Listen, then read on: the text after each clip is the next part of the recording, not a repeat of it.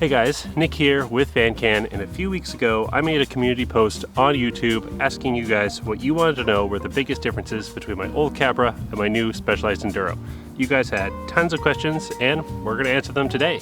Now I should mention that before we get this video started, the only way that you see these community posts, or most of the way you see them, is by being subscribed. And that actually helps the channel a lot, so if you're not subscribed, hit that subscribe button now. Helps the channel a ton and I really do appreciate it. So let's answer some of your questions. So the first question I got was, do I notice a big difference in the build quality between my Capra and the new Enduro?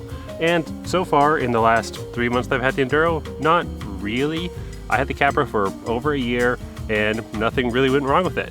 Although I did crack my first Enduro frame, which I think was just bad luck, but if I crack this one and then another one, then, well, definitely I'll notice the quality difference in the frames. But this is a brand new frame. Maybe it's just getting through a few kinks and stuff that they're working out still. But so far, build quality, pretty much the same. I mean, if ignoring the crack, the Enduro is probably a little better in the details. Just things like where the cable routing is, just maybe a little bit more thought went into it. The chain stay protector with the grooves to help the chain slap, just things like that. But other than that, no, not really. The Capra and the Enduro are, I'd say, pretty much the same quality. All right, here's a fun one. What was the price difference between the YT and the Enduro? And well, the Enduro, the one that I got especially, was way more expensive. So I got the Specialized Enduro Elite, which was $8,500 Canadian. And my Capra CF, when I got it, I think was, I want to say $5,400 Canadian, or maybe even $5,000 Canadian. So it was, the Enduro was quite a bit more, and the spec on the Enduro was a little better. It had carbon rims, and that was really the only thing that was better. The brakes are a little better actually on the Enduro, but $3,000 more, $3,000 better, not really. YT just has, I mean, the direct to consumer, the value for the bikes is just a lot better than pretty much, you know, every brand you're going to buy from a local bike shop. So what was the price difference? About $3,500 Canadian.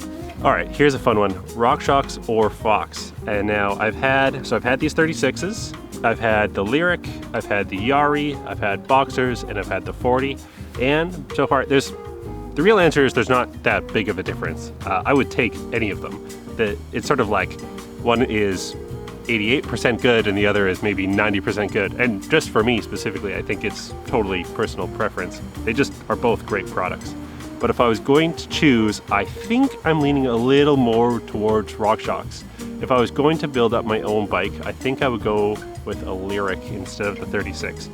I don't know if I was just more used to it, but I do find that it's maybe a little more supple. But yeah, maybe just something I'm used to that I haven't gotten used to with the 36 yet. So right now I'm gonna say RockShox, but really, like, by a hair. One comment said, do a giveaway of your Capra. I wish I could, but I don't make nearly enough money to give away a bike like that. I had to sell it so I could afford my new bike. So this comment really isn't a question, but it was stating that most people care about the warranty, and that's why people go with bikes from local bike shops instead of dealing with just consumer direct. It can be a little trouble dealing with the mail and stuff like that. It's nicer to go into a local bike shop, and that's part of the reason I went with Specialized this time, or basically a brand from a local bike shop, is because I just wanted to see, you know, is it worth it to spend all this money and sort of have the peace of mind and the protection that a local bike shop provides? And so far it has. I mean, I broke my Specialized frame, what was it, like maybe after 10 rides or so, probably because of manufacturing defect. And I had a new upgraded frame within a week that was built up by the shop. I didn't pay anything, basically just dropped off my bike and then picked it up, and I had a new bike again. Now I'm hoping it doesn't crack again, and basically buying this bike from a bike shop was totally worth it. If that had happened with the Capra, there's a good chance that they wouldn't have the exact part in, and I could wait 6-8 weeks just to get a frame piece in. Now, if they have it in stock, they'll ship it out right away and I can do the work myself, but there's a higher probability that they aren't gonna have these frame parts in, and it's happened to me before with my old 2S. I had to wait, you know, I think it must have been 9 or 10 weeks for my new frame, and that really sucked. So far, buying this bike from a local bike shop and having that warranty was definitely worth it. All right, so there's a couple of questions here, and it was, if I could change anything about the YT, what would it be? The only thing that I really didn't like about my YT was, well, I decided that it was a little shorter than I would have liked. I probably should have went with an extra large with like a 480 reach, which is what the Specialized is, and I really like that. Another question from him was what bike climbs better? And I'd say the Enduro climbs better. Well, it doesn't really climb better, as it is just a little more comfortable. I think the steeper C-tube angle, the big 29-inch wheels, the bit longer reach, just make it a bit more comfortable, but they pretty much climb the same. All right, I had another question that is, what bike feels better riding downhill? And actually I think that depends. When it came to sort of like the tight tech jank that we find on the North Shore, like some of the really tight, just rocky, rooty sections that are slow, the Capra was a bit more nimble and I could kind of move it around, especially because I had a shorter bike. It felt better in that regard.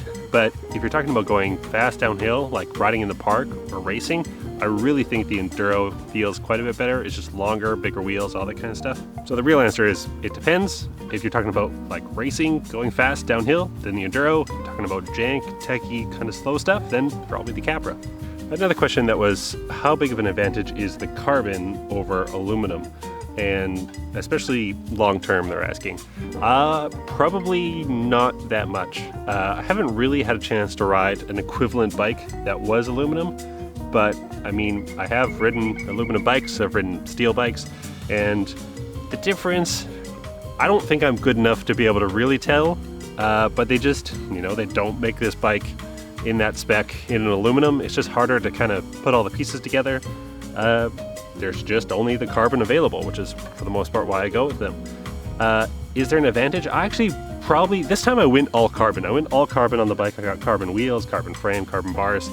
But I think next year, when I decide to buy a new bike, I'm probably gonna go all aluminum. And, well, I'll have a better answer then. If I go all aluminum and I hate it, well, I'll definitely let you know. So I've gotten this question quite a few times, and it's basically, why did I decide to go with an expensive bike with cheaper components, or basically a more expensive bike with worse components than, again, something like the YT? And I think what it boils down to really is, well, I wanted to switch it up. I wanted the warranty and sort of the protection from a local bike shop. I wanted to try it out, see if it's really worth it for me. And, well, I mean, really, I just really liked this bike. That's the honest answer. I saw it, I really liked it.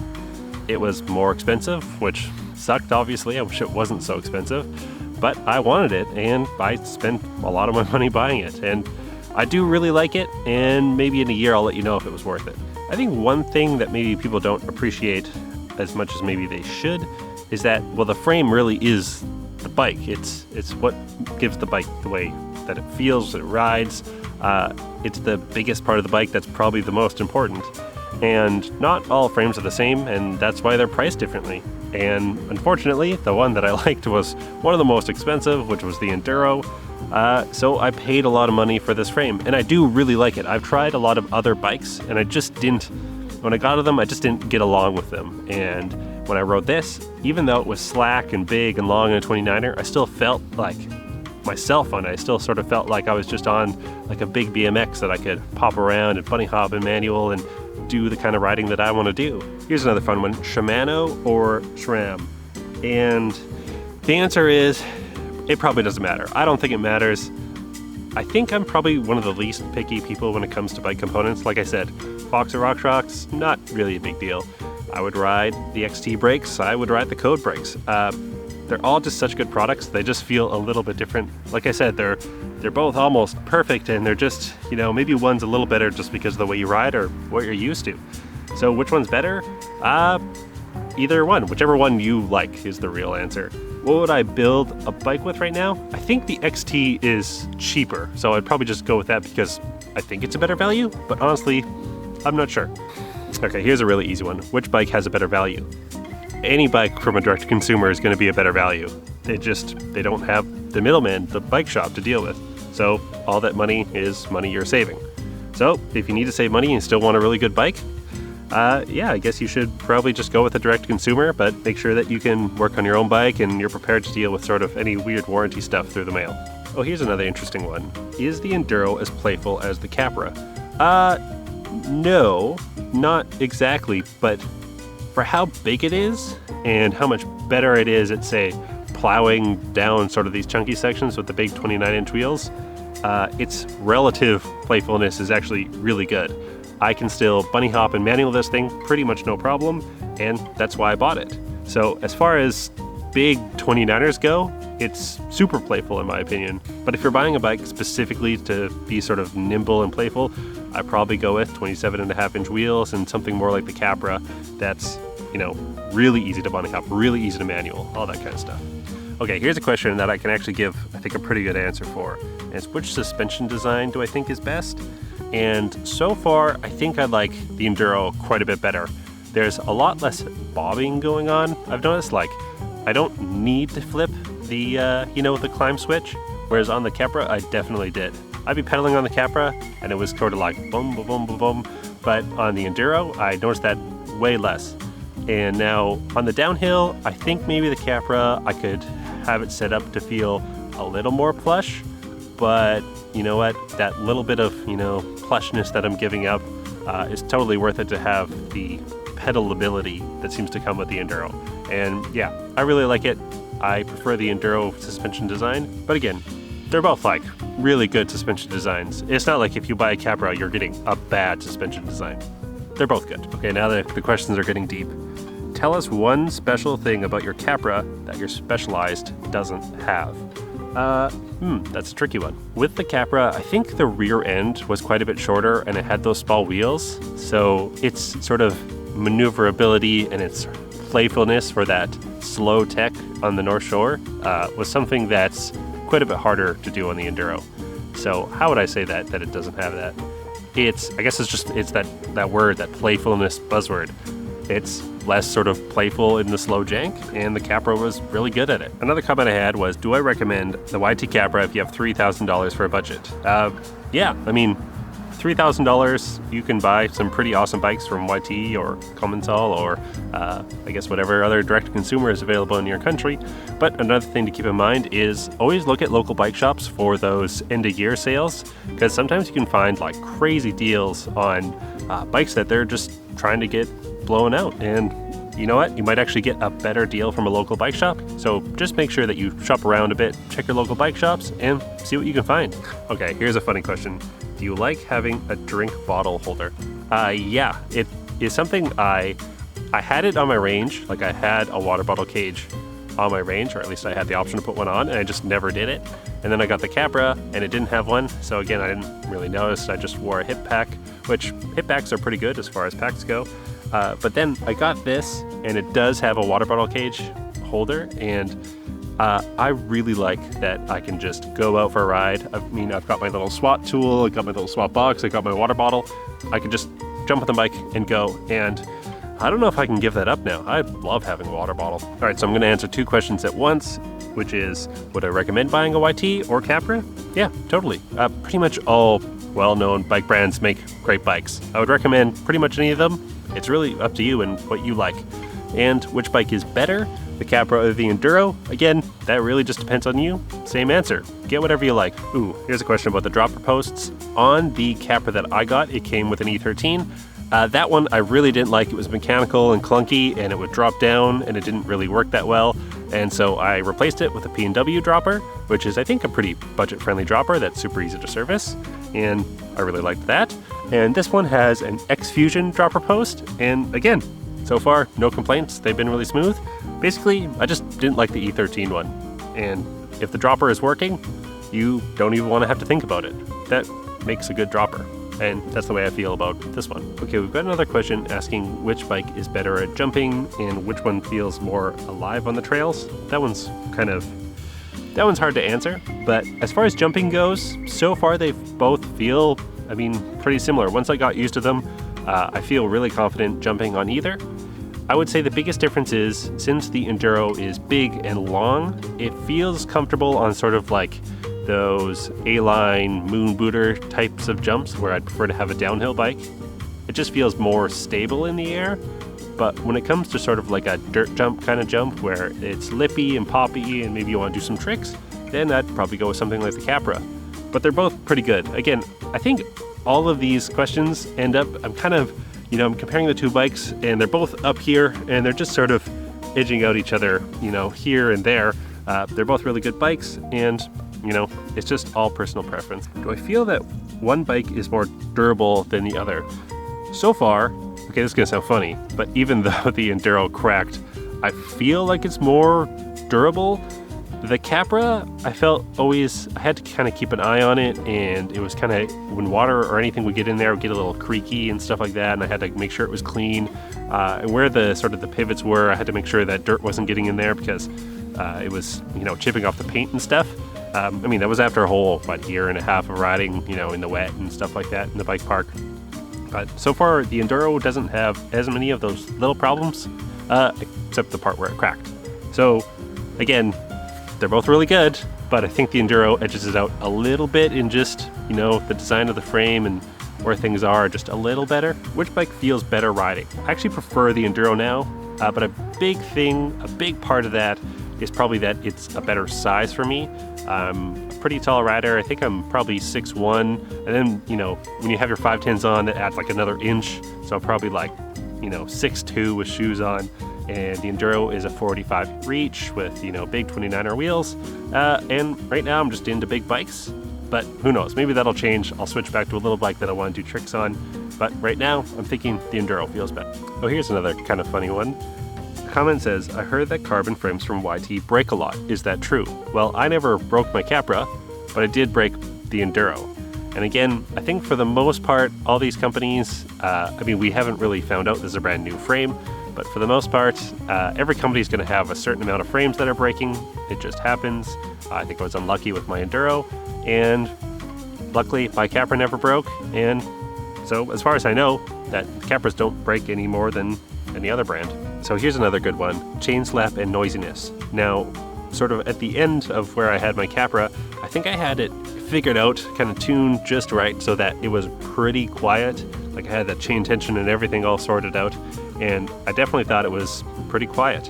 Now with this bike, I think it's probably because the wheels and the back end are longer. You know, you've got more chain crossing from your chain ring all the way to your cassette, that it has more opportunity to slap around. Now, Specialized does have that sort of little ribbed, you know, chain anti-noise thing that works pretty well, and it's pretty quiet. But I do have something coming that should help me with my chain noise, because it definitely is worse on the Enduro, and that's the one thing that I'm really picky about. I love a quiet bike. Well, I love it to only make noises that I want to make, that I want it to make, like a nice good hub noise, but I don't want to hear chain slap. So another question about the suspension. And now since the shock on the Enduro is sort of low, you can see it's kind of low, sort of lower to the ground there. I had a question saying, do I feel like I can go fast over roots and rocks because of the placement of the shock? And yes, but not because of the placement of the shock. I think the 29-inch wheels just make me feel like I can plow through stuff a little easier than the Capra. And again, I don't think I'm a good enough rider to actually notice that the shock is a little higher and the center of mass is a little higher. I just don't think I'm good enough to know that. Another question asking if I'm as confident riding 29-inch wheels as I was on 27.5, and I'm getting there. I think I'm more confident now on the 29-inch wheels. When I see something sort of like bumpy and rooty coming up, I kind of know these big wheels can just plow me through. And yeah, I think I'm going to end up being more confident, especially on sort of like chunky, fast sections with the big 29-inch wheels. Okay, here's another pretty interesting comment. They want to know the difference between the Maxxis and the Butchers. And I think probably this one's pretty surprising, I think, is that I don't really notice a difference between sort of the DHFs and the Butchers. I'd kind of say that these Butchers feel like halfway in between the Assegai and the DHFs. They feel pretty similar. Again, this is one where, I mean, if you look at the tread pattern, they're pretty similar. And if I was going to buy new tires, let's put it this way. When I go to buy new tires, I would buy these tires if they were available, but I think I'm going to go with something like an Assegai on the front and something that rolls a little faster on the back. Again, I'm going to follow the setup they have that it came with stock, which is like a 2.6 up front and a 2.3 out back. That feels pretty good. So I think I'm going to do that again, but I'm going to do it with Maxxis. And actually, maybe I'll have a better answer then, because then I'll ride the same tires on the same bike. Well, I can tell you that I do really like these tires, and I would buy them again, But I do want to try Maxxis on this bike, and after I ride it, well, I'll let you guys know. I'll let you know if Maxxis was better or even worse than the Butchers. That would be interesting. I had a question asking if they were sort of all mountain bikes or how they are as all mountain bikes, and they're both the same in that regard. I think they're both focused on downhill, and pretty much every bike I've had, every bike I've had has been that kind of bike where it's focused on downhill. It's definitely in the enduro category rather than the all mountain category. So if you were going for a bike that you wanted to ride maybe some flatter trails and you're doing a lot of pedaling, I'd probably go with something like the Sight, even though that one's almost like a little more enduro focused, but I really liked that. Or maybe something like the Nolly Fugitive. But are these bikes all mountain bikes? Sort of. You can ride the whole mountain on them, but they're definitely not pedaling up the hill that fast. But they do go down the hill fast, so maybe that makes up for it. Do YTs cut the steer tube short? Yes, they do, and that part kind of drove me nuts. I cut my steer tube, from its original length, which was massive, but the YT had it cut too much. I would have preferred the bars up a little bit more. So that's one thing I really didn't like about YT. Now I've got a lot of questions asking sort of how I feel about 29ers, and I think, well, let's put it this way. My next bike, I think will have 29-inch wheels. I'm pretty sure. They're feeling pretty good right now, and we'll give it a summer. Let me ride this bike in the park. But right now I'm thinking probably sticking with 29-inch wheels. And speaking of 29-inch wheels, I had a comment asking, do I notice a big difference? And yes, when I first got on the bike and I first rode the trails, the bike feels way bigger, in my opinion. I actually rode another 27.5-inch bike just yesterday, and one of the riders I was with said oh, it looks like a clown bike on me just because of how much smaller it looked with the little wheels. I definitely noticed the bike feels a lot bigger, and at first that's hard to get used to, but now that I am getting used to it, I'm really liking it, and I'm not sure if I'll go back. Do I feel like the Enduro makes me a better rider? Not really. Not compared to the bikes that I have been riding. Like I could ride my Norco Range, or I could ride my YT Capra, or this bike, and I think I'd be pretty much at the same level. All these bikes are so good. I don't think that I'm not at a point where the bike is holding me back. The bike could definitely ride a lot better than me. I'm holding it back. So yeah, let's put it that way. For the most part, I'm holding the bike back, not the other way around. Do I wish I could have gone with a different bike? That's an interesting one. Had the Sight been out at that time, I think I might have gone with that, but I'm not sure. I would have had to ride them both back to back in the 29-inch versions in my right size. I do really like this bike, but I also really like the new Norco Sight. So do I regret buying this bike? Not at all. I really like it. But if all these bikes had been out at the same time, would I have bought it?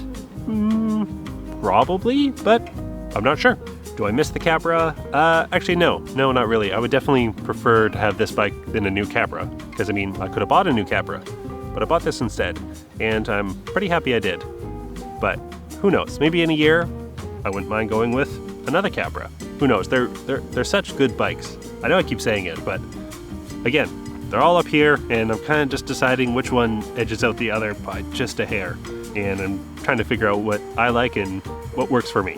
Oh, here's a question that I feel like I kind of answered, but maybe I haven't said it explicitly, which is why I chose the Specialized over the other bikes in my bike shopping video, which were like the Rocky Mountain Slayer, the Santa Cruz Mega Tower, the Nomad, what else did I look at? The Da Vinci, not the Wilson, I think it's the Spartan, whatever the enduro bike is.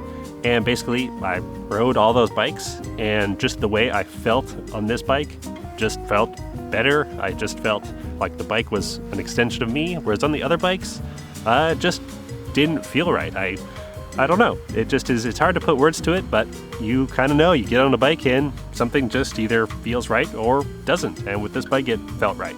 Do these bikes feel like too much bike on mellow trails?